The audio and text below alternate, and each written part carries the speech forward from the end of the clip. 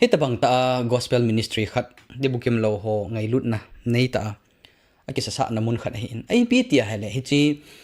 Shiva Koupru ke teo Lhagao Lamdang ho hi ke phung thei ham ipija hai chalai mun hoi hung ke phung thei ham atia hele azi chu they are given access hi chi Lhagao Lamdang ho Koupru ke te ho Shiva ke te ho tui kang na tivam ipipi na tivam hi cho chu ipija hung ke phung thei ham hi cho cho koi ho hi wam Bible chu vet na hele hi cho hi diabol thilha ho ti chu thilha ti tenga le mi athi ho tha helovin wana satan hung ke no ha ama to hung gilhon van til gilo ho ama nungjui ho millions of angels ama to hung gilhon la ho ke chep nai chu ya chu ama ho hi ipiti a lai mun hung ke phung theu ham ati hele they are given access alu theina diu kot ke hon pi chu hi chan na hei me lo diu khat ka cái đây chụp hem tele hít tập bằng Lhagao Lamdang ho ông kịp phun tiếng ngồi lẽ hoi lại hi dùng này na Lhagao Lamdang kịp phải kịp phun tiếng ngay lẽ abul là ngay hi thilha à cái lòng ho offerable jiu cho na phim khát pi cho akut lang khát na thilha pi dingu akut lang khát na thil khát ala mang dingu mà vang adoi amhon adoi là tụ mà chụp hem tele to steal to kill to destroy phim khát gu độ ding phim khát sự sự ding tha ding lẽ su mang ding man tha sa ding ti chu ya hi ka ki chat ta khat chu pyam tele lai mona ke khom ho Pathen thua ko ne nagam la ta ve ti hi polanga am hon kam mu chu ngai lu na zala kan sai kit ni Pathen thua ko na sata nagam mango ka ki mu in hi na testimony ho na to say ho ko na hi ki sai hi na ho judge na no ho judgmental hi na ki sai hi point ya chu ichil Lhagao Lamdang ho hin thilpha kilang ho khunung ding thu thil sei ham material blessing ham ai lo hale biam khat na they offer akut lang khana thilapia akut lang khana thil ala mang chananga ko na GMFDI ministry thu ka sai po ya thu phone hum pa kan sai GMFDI thu phone hum pat na thu sim neu khat ana sai wate hi chi GMFDI hum ke pat na thu sim hi I het so ke ta bang o hetain at hi chi thu phone hum ke pat na hi gol hang Robert hi thu ka khola interview ho ka na thu ka khol dong ju ya cha ka het dong ju chen sai ta dile oza hi in music theme la theme hi in la sa music langa hi an hilji anu ki tho pj ati thu ki zain ele hi cha ni khat chu chi golang Robert hi Lhagao Lamdang khat hoilang Lhagao ham khat an bob tain Lhagao bu ti de tai na thil dang hi pon Lhagao bu ti de tan gamlang na ti deu ham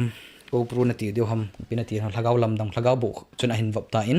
Lhagao bu na hin bob ma thu hung sei pa chu aki ho piwa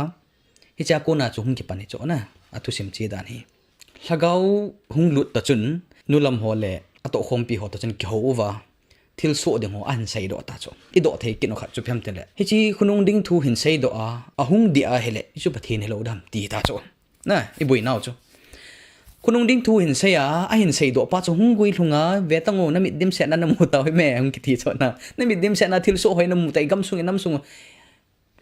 di mei thei hi hi jong le I chi thei diu ka dei na hi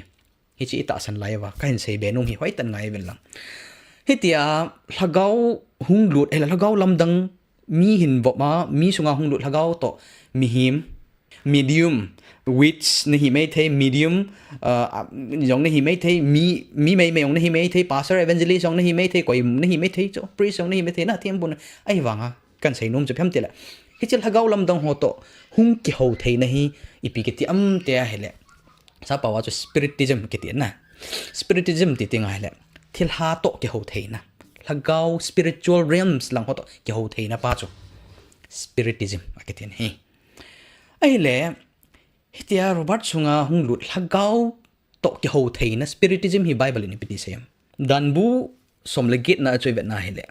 ai lawa hele mil him thei Lhagao bu to kijol na Lhagao bu to ki ho thei doi ai thêm mi thilha ko thei ho hi cho chu na la wa lo be ding hi sa hi uvin hi ti til bol ho zo si chu pakai dinga thet ta hi ya zo pakai na ang songa ko na no do hi ti ai thei chana hi sorcery ki ti ho divination satanin Pathen to na ba ding ati thu hil chu khunung ding thu sei theina prediction na neo khat sei theina ata chu lai be se lo witchcraft ti ho doi la ai choi ho charms ki ti ho spells ki ti ho horoscope ti ho na fortune telling sciences kiti ho hunung ding thu sei tu la ya mun chom choma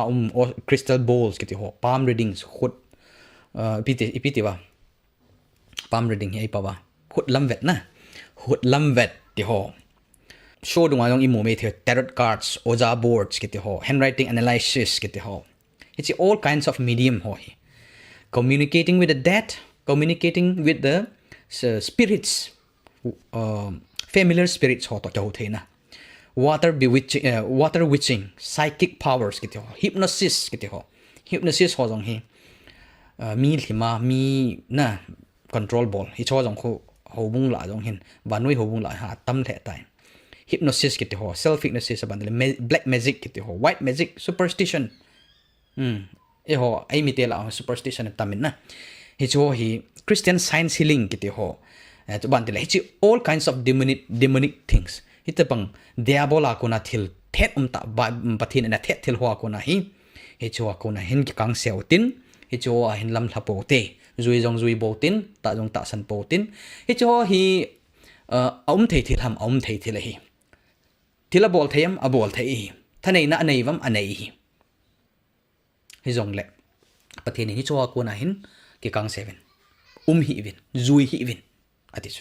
pathenin ama hi cho ko na chom dinga e de hi I bol ding chu pham tele crystal lam bet ding hi jisu lam bet ding hi chi mu the ni dang crystal lam bet the ni dang wa chu hin bet sang kate